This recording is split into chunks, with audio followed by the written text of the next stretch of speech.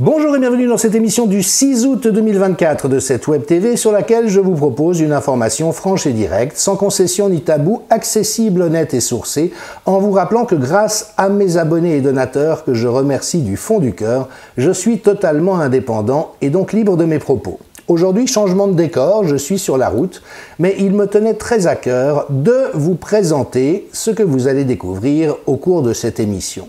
Avec comme point de départ cette question lancinante qui nous hante, que pouvons-nous faire face à la dérive épouvantable qui accourt en Occident et qui est totalement contraire aux volontés et à la détermination des populations? Et donc nous nous retrouvons embarqués dans ce train fou qui va à grande vitesse vers l'abîme, et puis avec cette difficulté qui, à mon sens, s'organise autour de deux volets. Le premier, c'est que les moyens classiques, habituels, notamment politiques, de s'opposer à quelque chose ne sont plus opérants, notamment les manifestations à grande échelle. On peut prendre l'exemple de la réforme du régime des retraites en France, sous Giscard, Mitterrand ou Chirac. Si vous aviez 3 millions de personnes à Paris contre un projet de loi, le gouvernement faisait marche arrière. Mais évidemment qu'avec un chef de l'État aussi psychopathe que l'est Emmanuel Macron, la seule chose qu'il a à l'esprit, c'est le rapport de force, et dès lors qu'il a suffisamment armé les forces de l'ordre et préparé des brigades d'intervention d'une brutalité extrême, tant que les gens ne vont pas le déloger de l'Élysée, eh bien, il n'en fait qu'à sa guise et ne tient pas du tout compte de l'opinion. On voit d'ailleurs à quel point il est détesté aujourd'hui à travers tout le pays, mais il n'en a cure, parce que c'est la caractéristique de ses profils. Et puis le deuxième volet, c'est qu'évidemment que nous nous sommes beaucoup désaguerris au cours des décennies qui ont suivi la Deuxième Guerre mondiale. Et vous connaissez cet adage que les temps difficiles produisent des hommes forts, les hommes forts établissent une société solide et qui en vaut la peine, et puis la société solide voit apparaître des gens faibles qui détruisent la société jusqu'à ce qu'une nouvelle crise apparaisse, et c'est évidemment une vision un peu simpliste des choses, mais qui a malgré tout son ordre de validité. Et donc nous sommes tous là à voir la catastrophe arriver. Alors il semble, si on s'en tient au sondage sur la satisfaction de la cérémonie d'ouverture des Jeux Olympiques ou de l'injection génique expérimentale ou de la guerre en Ukraine, que 85% de la population soit très heureuse du déroulement des choses. Enfin, si on corrige un petit peu le biais évident des sondages qui appartiennent aux mêmes oligarques que la presse, on se dit qu'on est malgré tout dans un rapport de force, mais que ce sentiment d'impuissance auquel nous sommes réduits est évidemment extrêmement préoccupant. Et ce d'autant plus qu'il s'accompagne, je suis vraiment obligé d'y revenir tellement c'est important, de cette valence qu'Alexandre Solzhenitsyn avait parfaitement identifié dans son fameux discours de Harvard. Alors je recontextualise un peu les choses. Solzhenitsyn a finalement été expulsé de l'URSS en 74 ou 75 si je ne m'abuse. Il est d'abord passé par la Suisse, où j'ai eu le bonheur de le rencontrer. J'étais alors âgé de 10 ans, mais je l'ai pris en photo en m'étant glissé sous un cordon de sécurité dans le petit canton d'Appenzell. Puis après, Solzhenitsyn est allé se réfugier dans le Vermont, où il a vécu quelques années. Et puis donc, il a été invité, prix Nobel de littérature, à faire un discours à Harvard. Et les Américains, bonnets comme ils le sont, s'attendaient à ce qu'ils tressent les louanges de la société libre, de la démocratie américaine, les vertus de la société de consommation. Eh bien, ils auraient mieux fait d'y réfléchir à deux fois, car le prix Nobel a à l'inverse livré un diagnostic absolument implacable de la décadence en cours de l'Occident, et en relevant qu'en l'absence de spiritualité prégnante dans l'organisation de la société, eh bien, nous étions partis pour devenir nous-mêmes une nouvelle forme de totalitarisme. Il avait eu cette parole redoutable de vérité, dont je pense qu'il vaut vraiment la peine de la méditer, chacun et chacune d'entre nous. Vous ne savez pas pourquoi vous vivez, parce que vous ne savez pas pourquoi vous seriez prêt à mourir. Et réfléchissez-y. Si demain, il devait venir saisir vos enfants ou petits-enfants, vos femmes ou maris, vos proches, pour les injecter avec un produit mortel à peu près coup sûr, est-ce que vous seriez prêt à donner votre vie pour vous opposer à cela, ou est-ce que vous regarderiez faire en vous disant « ma foi, je ne peux rien faire et donc je dois me soumettre à cette absurdité ». Si demain, il doit y avoir un crédit social qui exige de vous que vous vous conformiez en quasi-permanence à toutes les injonctions, aussi délirantes soient-elles, de l'État, Est-ce que vous allez vous laisser faire ou est-ce que vous seriez prêt à donner votre vie pour que vos enfants, vos proches ne soient pas transformés en robots dociles d'un système délirant? Vous voyez, nous sommes au pied du mur de cette question. Alors, rassurez-vous, je n'invite personne à l'autosacrifice, et d'ailleurs je ne le pratique pas moi-même, mais je crois qu'il est important de connecter cette question essentielle, cette question racine, de sorte à remobiliser en nous ce courage qui a disparu au cours du temps, et je l'ai dit à plusieurs reprises, notamment du côté des hommes. Parce qu'envers et contre tout, anthropologiquement, c'est toujours aux hommes de prendre soin des femmes et des enfants. Les femmes sont bourrées de talent, elles ont plein de compétences, y compris celles qui nous manquent, mais en ce qui concerne la protection et l'affirmation de l'inviolabilité des principes sacrés, c'est aux hommes que cela revient. Alors il se trouve que la semaine passée était la journée internationale sous l'égide de l'ONU pour le respect de la dignité des personnes victimes de traite humaine. Et malheureusement, le trafic d'êtres humains est un énorme problème à l'heure actuelle. Il n'y a jamais eu autant d'esclaves qu'aujourd'hui à l'échelle planétaire. Et puis évidemment que ce sont, bien sûr, surtout les femmes et les enfants qui sont concernés en premier lieu, avec de l'exploitation sexuelle, de l'exploitation économique, des trafics d'organes prélevés sur des victimes du trafic d'êtres humains, enfin des choses absolument épouvantables. Et souvenons-nous au passage de la gravité du problème que j'évoque. Une commission d'enquête du Congrès a pu établir que 85 000 enfants avaient disparu à la frontière sud des États-Unis, des migrants mineurs non accompagnés, et on sait qu'ils sont récupérés par des groupes criminels qui précisément s'attachent à leur exploitation sexuelle, parfois des crimes rituels dans lesquels des enfants meurent, dans des viols et des cérémonies se concluant par des assassinats, de l'exploitation économique, là encore du trafic d'organes avec de la mise à mort.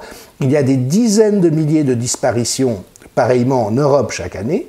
Et c'est sidérant de voir à quel point ce sujet qui devrait tous nous mobiliser et quelque part peut-être être la plus importante de nos priorités, eh bien ma foi rencontre une réponse extrêmement molle. La presse en parle très peu, les politiciens détournent leur regard, les services de l'État, policiers, sociaux, justice, qui sont chargés de s'en occuper, manquent terriblement de moyens, contiennent un certain nombre de pervers et de membres de réseaux pédocriminels, et d'une manière générale, soit s'en désintéressent, soit n'ont pas les moyens de leur action, alors qu'au cœur de toute société, il y a cette valeur que la protection des personnes les plus vulnérables est absolument essentielle, parce que la santé de la société tout entière en dépend. J'ai aussi souvent rappelé ça, c'est une valeur cardinale de l'Évangile, ça vaut peut-être la peine de le rappeler suite à la cérémonie d'ouverture des Jeux Olympiques, qui a été scandaleusement blasphématoire et christianophobe. Ce sont des gens très inclusifs qui luttent contre toutes les formes de phobie, sauf la christianophobie. C'est intéressant quand même. Et au cœur de l'Évangile, il y a cette notion, ce que vous faites au plus petit des membres de la société, c'est à Dieu lui-même que vous le faites. Mais on le retrouve également de manière laïque, par exemple dans la Constitution suisse, qui dit dans son préambule « c'est à la manière dont elle traite les plus fragiles de ses membres qu'on reconnaît la valeur d'une société ». Eh bien, quelle est la valeur de notre société lorsqu'on sait qu'il y a toute cette maltraitance infantile, qu'il y a tout ce trafic d'êtres humains, ce qui devrait tous nous révolter et nous paraître absolument abominable. Alors, nous nous demandons quoi faire, et nous nous sentons bien sûr terriblement impuissants par rapport à cela. Et c'est là où j'ai envie de vous présenter un exemple d'une association qui s'est créée aux États-Unis pour commencer, mais qui a essaimé à travers le monde, qui s'appelle Bikers Against Child Abuse, les motards contre l'abus sur les enfants. Et je propose tout simplement de m'effacer à ce stade, de vous laisser découvrir de quoi il s'agit dans une petite vidéo de présentation qui a été réalisée par cette association, sous-titrée en français, et je vous revois juste de l'autre côté de cet exemple. What do I get out of Baka? Wow. The knowledge knowing that I've done something that no one else can do. And that's to give a child their life back.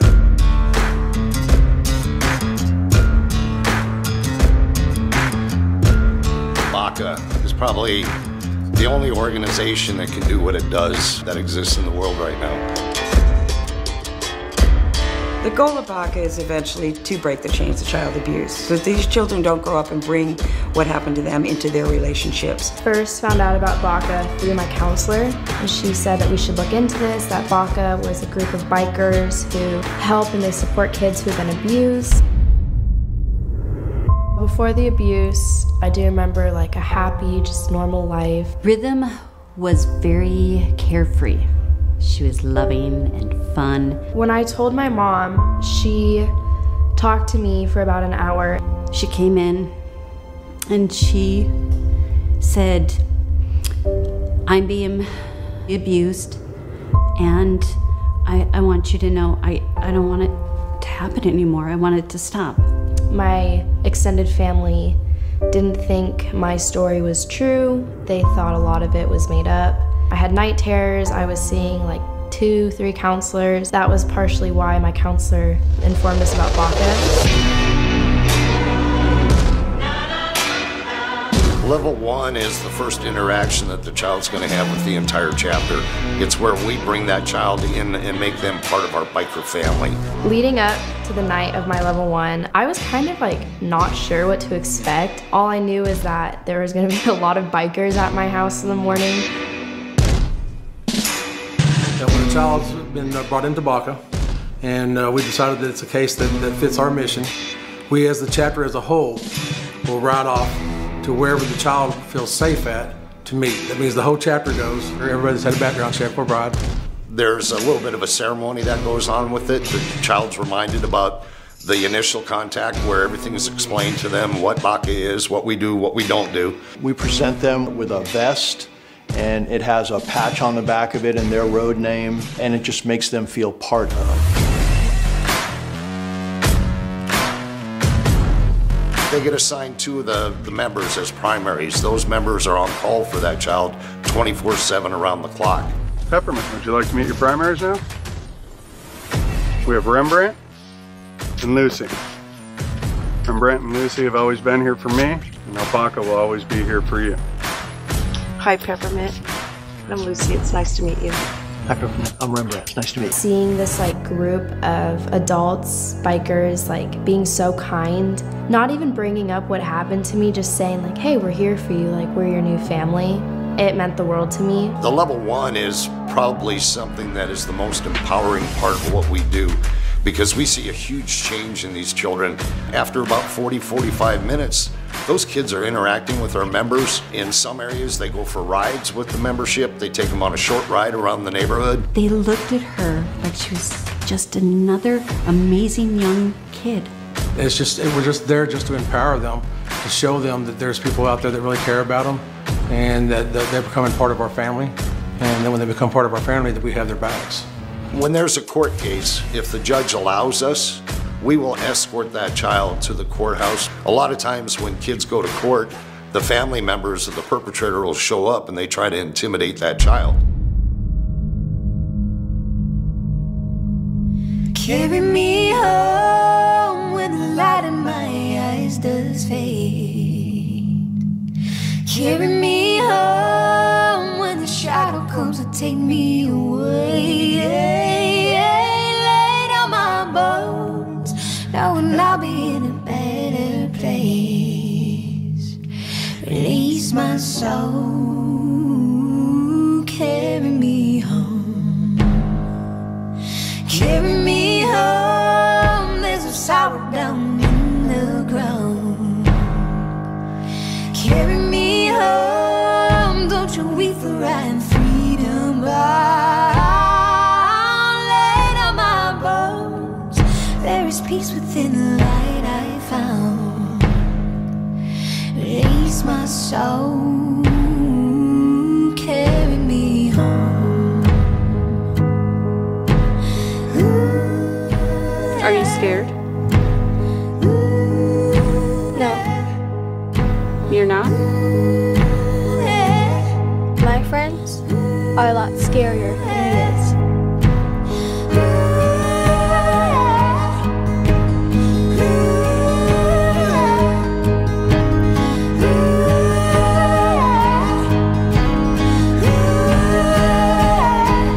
Carry me home when the light in my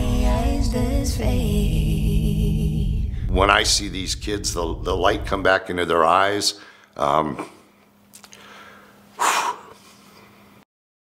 I get more out of Baca than I could ever put in. Standing up for child abuse is probably one of the bravest things somebody can do. You see them after we get involved, and their self-confidence is beaming. They're doing better in school, and you know they're not afraid anymore. And that's what we do. We give them their life back. I grew as an individual. I joined clubs in high school. I became varsity captain of the cheer team. I was a vice president. I'm going to college. I owe that to every single person in my life, especially Baca, who stood by me and who supported me and said, it's okay to be scared. We're here for you until you're not. Nobody gets paid in Baca. Everybody's volunteer from the president down. We, my brothers and sisters, will do whatever we can to make sure that they feel safe. And when we do that, they can trust again and they can start being kids again. That's what I get out of Baca. Everything on this patch means something. The white is the innocence of the child. The red is the blood that's been shed. The black represents the dark times that child is going through. The skull and crossbones is death to child abuse. The fist is our commitment to fight child abuse. And the chains on this patch stands for one Baca, one united nation. This patch means everything to me. This is my family. If you are being abused, if you are scared, tell somebody.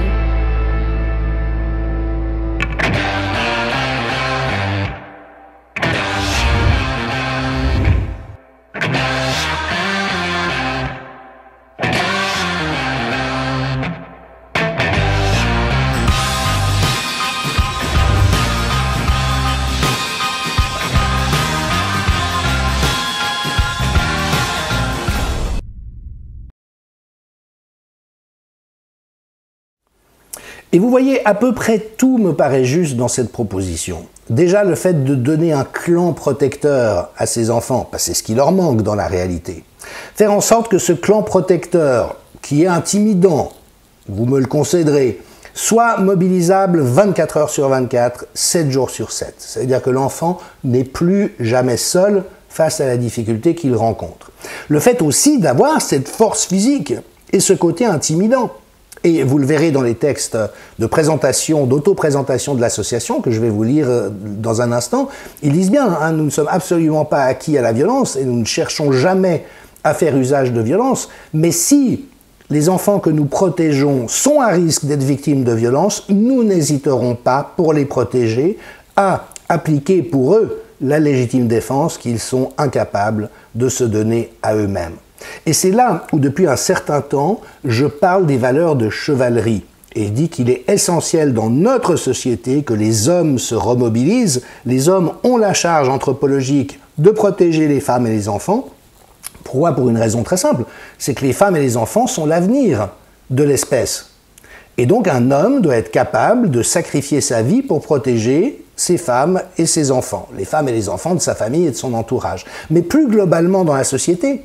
Et c'est aussi pour cela que dans toutes les guerres, les soldats, les troupes sont composés d'hommes, parce que c'est notre responsabilité existentielle et anthropologique. Et il faut aussi se souvenir qu'il y a dans toute société saine un code de l'honneur. Un code de l'honneur, c'est ce qui va déterminer votre conduite, parce que si vous ne respectez pas ces principes, alors vous êtes déshonoré, vous vous déshonorez. Et bien sûr que les codes de l'honneur peuvent parfois dériver dans des formes extrêmes.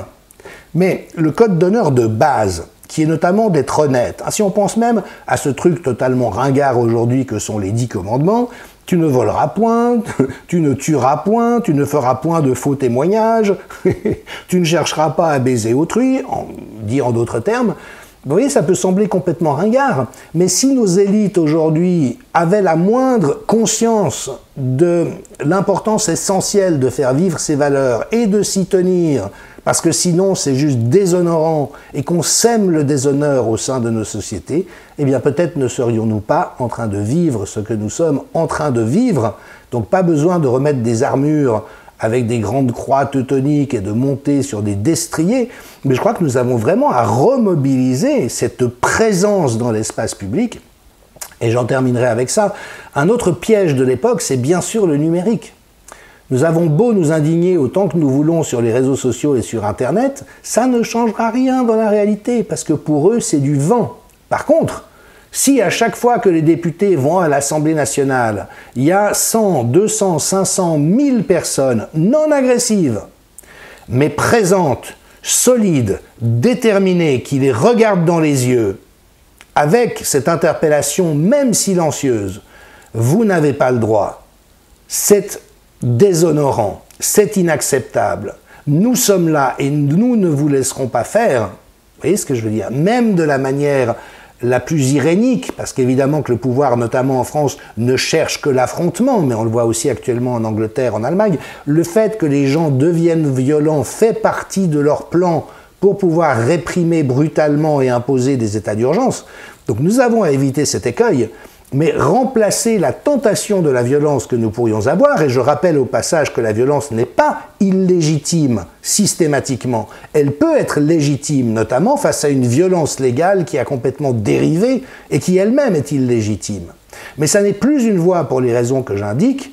Par contre, la présence déterminée, le courage, oui, le courage, le côté indomptable de tenir l'essentiel, ça c'est quelque chose que nous pouvons mobiliser. Cette association BACA, à mon avis, le fait vivre, et il y a des chapitres dans tous les pays, en tout cas les pays d'Europe, la France, la Suisse et la Belgique. Et donc je vais terminer cette émission en vous donnant lecture des textes qui permettent, à mon sens, vraiment bien de saisir la justesse et la nature de cette intention. À bientôt, je vous remercie.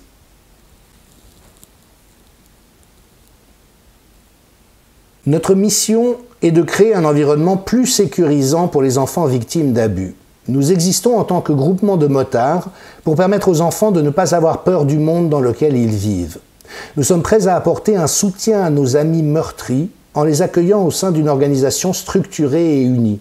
Nous travaillons en collaboration avec les autorités locales et nationales déjà en place pour protéger les enfants. Nous voulons envoyer un message clair à toutes les personnes impliquées avec l'enfant maltraité.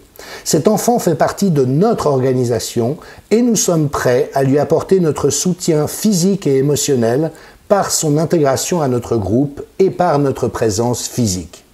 Nous sommes prêts à protéger ces enfants contre tout abus. Nous ne préconisons pas l'usage de la violence ou de la force physique de quelque manière que ce soit. Cependant, si les circonstances sont telles que nous sommes le seul rempart contre de nouveaux abus, nous sommes prêts à être ce rempart. BACA a été fondé par un travailleur social clinicien et thérapeute spécialisé dans la thérapie par le jeu pour enfants. Il est également professeur à temps partiel à l'université Brigham Young. Il cumule plus de 20 ans de pratique, dont la majorité fut consacrée au traitement des enfants victimes d'abus. Il était conscient que le système offrait beaucoup de possibilités favorisant le processus de guérison d'un enfant, tout en comportant cependant plusieurs lacunes et limites pour assurer la sécurité des enfants. Même avec la participation des tribunaux pour protéger ces enfants contre d'autres abus, via l'émission d'ordonnances de protection ou le retrait des agresseurs des quartiers de leurs victimes, il est physiquement impossible pour les autorités civiles et policières d'assurer la protection de ces enfants 24 heures sur 24 pour une période indéterminée. Les auteurs de ces abus sont pleinement conscients de cette situation et continuent de trouver de nouvelles façons d'entrer en contact avec leurs victimes et d'infliger d'autres sévices. C'est là où BACA fait la différence. Tous les enfants intégrés à BACA reçoivent comme contacts principaux 2 membres assignés qui restent en contact étroit avec celui-ci. L'organisation soutient chaque enfant en fonction de ses besoins individuels. Ces services peuvent notamment inclure une présence physique à la maison, des visites à l'école de l'enfant et l'accompagnement de l'enfant aux tribunaux et aux audiences de libération conditionnelle. Nous avons constaté que les enfants blessés qui ont profité de la présence de BACA dans leur vie sont beaucoup plus susceptibles de divulguer les abus. Nous aidons au processus de guérison de l'enfant à rétablir l'estime qu'il a de lui-même ainsi que sa confiance.